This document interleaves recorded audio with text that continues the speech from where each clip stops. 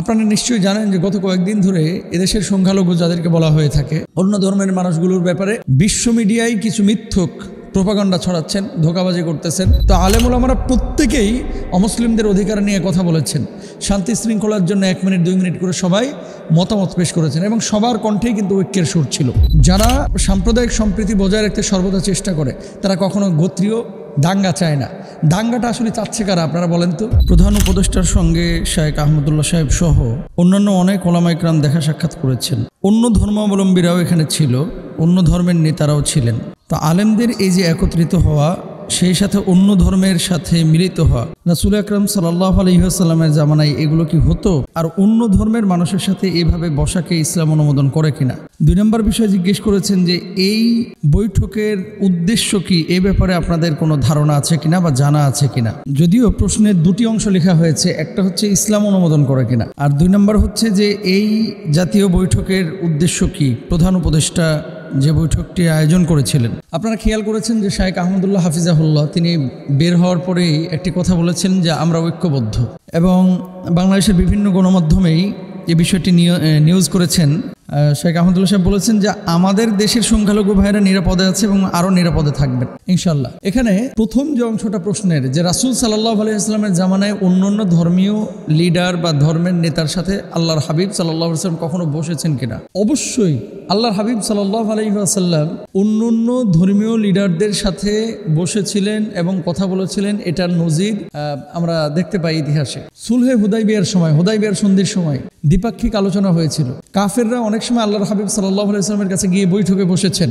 আর একটা বিষয় আপনাদেরকে বলি, আল্লাহর হাবিবের দরবারে এবং নবীজির বসার স্থানে, নবীজির মাজলিসে কখনো কখনো শুধু সাধারণ খ্রিস্টান বা সাধারণ ইহুদি এসে বসতেন না। অনেক সময় সম্মানিত এবং গ্রুপের যারা লিডার, সামাজিক লিডার, এরাও কিন্তু আল্লাহর হাবিব সাল্লাল্লাহু আলাইহি ওয়াসাল্লামের সময় নবীজির মজলিসে এসে বসতেন। আমর ইবনুল আস রাদিয়াল্লাহু তাআলা ঈমান আনেন নাই, অথচ নবীজির মজলিসে এসে বসে থাকতেন। অন্যান্য সাহাবীরা জিজ্ঞেস করছেন যে তুমি ঈমান আনো নাই কিন্তু নবীজির মজলিসে এভাবে এসে বসে থাকো কেন, কারণটা কি? তিনি জবাব দিয়েছিলেন ওনার কথা শুনলেই ভালো লাগে, এবং উনি যখন কথা বলে মুখ থেকে যেন এক একটা মুক্তার দানা বের হয়ে যাচ্ছে, এরকম কমেন্ট তিনি করেছিলেন। আব্দুল্লাহ জুল বাজাদেন ঈমান আনেন নাই, নবীজির সামনে এসে বসে থাকেন, নবীজির ওয়াজ, নবীজির মজলিস শুনতেন। তো যাই হোক, আমি যেটা বলতে চাচ্ছি, আপনারা যারা মনে করেছেন যে এই যে হিন্দু, খ্রিস্টান, বৌদ্ধ, অন্যান্য ধর্মীয় লিডারদের সাথে মুফতি আব্দুল মালিক হাফিজাহুল্লাহ, আহমদুল্লাহ সাহেব, আব্দুর রাজ্জাক বিন ইউসুফ সাহেবের ছেলে আব্দুল্লাহ, তারপরে অন্যান্য যে ইসলামিক স্কলাররা বসেছেন, এটা কিন্তু শুধুমাত্র ভালো কাজ করেন নাই, চূড়ান্ত লেভেলের একটা ভালো কাজ করেছেন।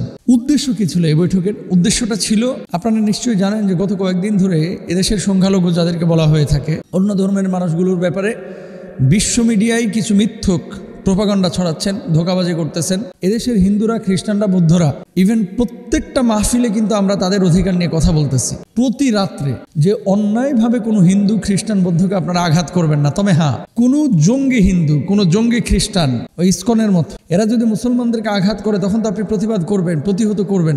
এখন আমাকে কেউ মারতে আসতেছে, আমি এখানে প্রতিরোধ গড়ে তুললাম বা প্রতিহত করলাম, এটাকে কেউ যদি জঙ্গির তকমা দেয় তাহলে ওর চাইতে আহাম্মক আর কেউ হতে পারে না। এই যে আলেমরা বসেছিলেন কালকে, উদ্দেশ্য কি ছিল? উদ্দেশ্য মূলত ছিল সমস্ত মানুষদের কাছ থেকে, সব ধর্মের লিডারদের কাছ থেকে মতামত নেওয়া। প্রধান উপদেষ্টা মতামত নিয়েছেন যে আসলে শান্তি শৃঙ্খলার জন্য, যদিও দেশের অমুসলিমরা ভালো আছে, তারপরেও বাইরের মিডিয়াগুলো যেহেতু প্রোপাগান্ডা ছড়াচ্ছে, শান্তি শৃঙ্খলার জন্য আমরা কি কি পরিকল্পনা বা উদ্যোগ গ্রহণ করতে পারি। তো আলেম ওলামারা প্রত্যেকেই অমুসলিমদের অধিকার নিয়ে কথা বলেছেন, শান্তি শৃঙ্খলার জন্য 1 মিনিট 2 মিনিট করে সবাই মতামত পেশ করেছেন এবং সবার কণ্ঠেই কিন্তু ঐক্যের সুর ছিল। দেখেন, যারা ধর্মীয় লিডার এবং যারা উপদেষ্টা, যারা সাম্প্রদায়িক সম্প্রীতি বজায় রাখতে সর্বদা চেষ্টা করে, তারা কখনো গোত্রীয় দাঙ্গা চায় না। দাঙ্গাটা আসলে চাচ্ছে কারা আপনারা বলেন তো?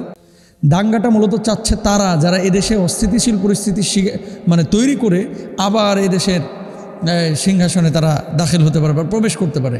তো এটা একটা সূক্ষ্ম ষড়যন্ত্র। আলেমদের উদ্দেশ্য ছিল কালকে বসা, মানুষের সবার কথা উপদেষ্টার সামনে তুলে ধরা, সবার মতামত পেশ করা এবং সে অনুযায়ী একটা কার্যকরী উদ্যোগ বা পরিকল্পনা গ্রহণ করা।